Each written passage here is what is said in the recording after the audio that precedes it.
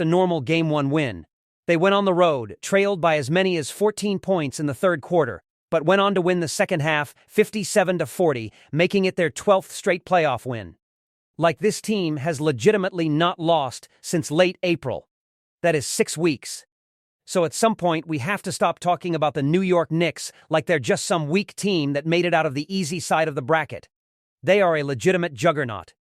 But I'm not here telling you that the series is dead, because San Antonio have been punched in the mouth in every round of these playoffs. And yet they've responded every single time. So to begin with, we have to get to the reasons why New York stole Game 1. But at the end of the video, I'll tell you why it's not time to panic if you're a Spurs fan just yet. But ultimately, do not get it twisted. Karl-Anthony Towns is the reason New York are leading the series. Yep, Jalen Brunson closed the door. Josh Hart pulled down 15 massive rebounds. OG Anunoby came alive late as well. But Cat was the one who changed the biggest question in the series immediately, because New York found real ways to mess with San Antonio's one-man Wemby defensive system at the rim.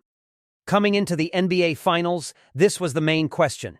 Could New York actually move Victor Wembanyama out of the paint? Because when Wemby just gets to sit down low, the Spurs defense is a nightmare. You can beat your man off the dribble, and you've still got something waiting for you at the rim. That is the problem every team has had to deal with versus San Antonio so far in these playoffs. They basically take the paint away and force you to have to shoot over the top. But Cat gave the New York Knicks an answer straight away. The Knicks were using him so much at the very top of the floor. And that forced Wemby to actually have to guard at the three-point line, because Cat can catch the ball 25 feet from the basket, face up, shoot, pass, or even put the ball on the floor. And multiple times in this game, he just ripped right on through and got all the way to the rim. Those are not normal offensive opportunities against this Spurs defense. And even when the Spurs tried to keep Wembanyama closer to the paint by having him help off of Josh Hart, that still created another problem, because now Wemby isn't attached to Towns, meaning he's not in rebounding position. This play right here was a perfect example. Hart takes a three. Wemby closes out, and even though he misses, look what happens behind the play. Yep, an offensive rebound put back and a foul. That right there was the real issue. If Wemby guards Towns high, Cat pulls him away from where he needs to be. But if Wembanyama decides to roam off of Josh Hart, now Towns gets to battle against smaller bodies. And the craziest part about this is how Cat could have punished this even more. There were still plenty of moments where Cat would have a smaller matchup, but he just drifted around the offense. So if this isn't even the fully maxed out version of Cat in this matchup, that is a little bit scary for the Spurs. Now, Cat still gives you 18 points, 12 rebounds, 4 assists, and 4 big-time offensive rebounds. But the real value was how he gave the Knicks a way to dismantle the Spurs defense. But now let's get to the second reason as to why the Knicks stole this game. And that's absolutely because of what we saw in the third quarter.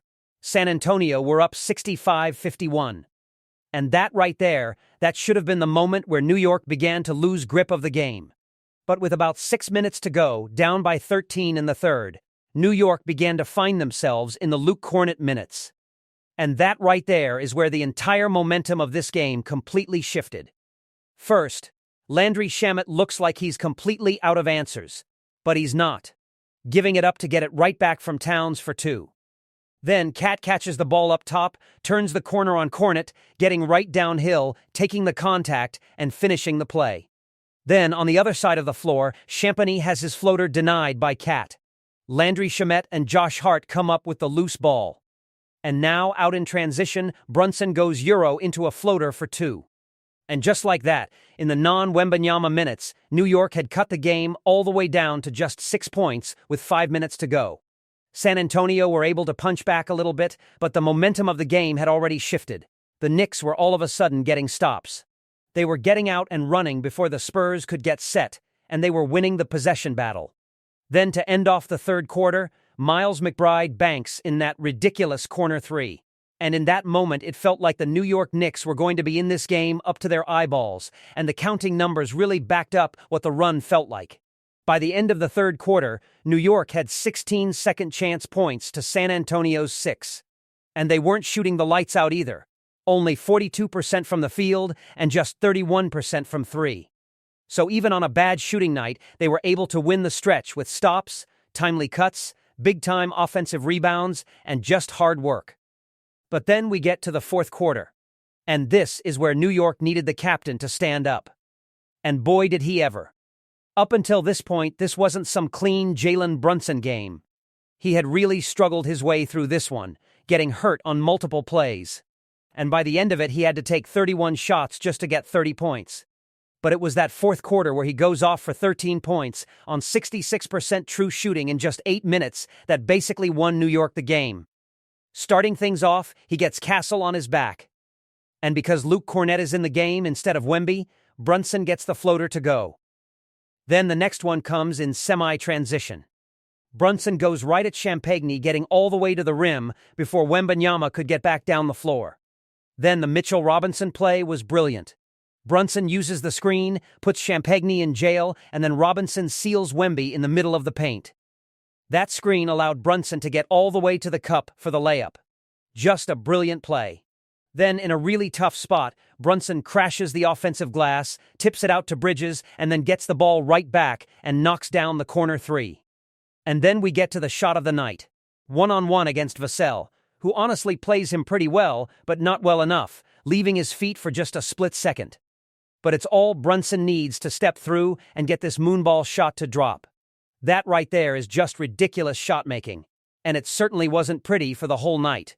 But in the fourth quarter, Captain Clutch came alive and delivered the New York Knicks a big-time Game 1 victory. After the troublesome first half, getting themselves down by 14 points early on in the third quarter, New York goes on to win the second half 57-40. They won the fourth quarter 29-19 and had 0 turnovers in the fourth quarter, while the Spurs had 5. So this wasn't just Jalen Brunson rescuing the team, because the rest of the guys really came along as well. Josh Hart begins the game with 3 fouls in 7 minutes, barely playing in that first half.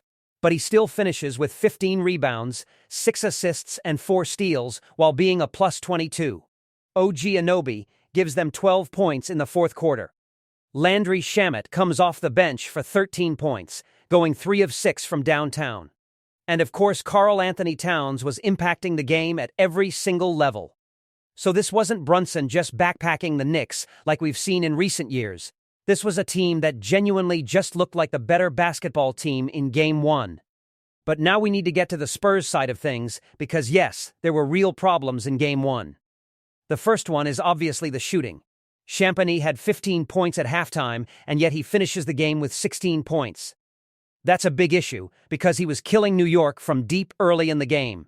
But it's not all on him, because the simple fact of the matter is that no one else came along for the ride. As a collective, San Antonio made 2 3-pointers in the second half. Like that is just not enough. You can't go 2 for 19 from 3 in a second half of an NBA Finals game and expect to beat a team like this. San Antonio had good enough things early on in the game to be able to go ahead and win it.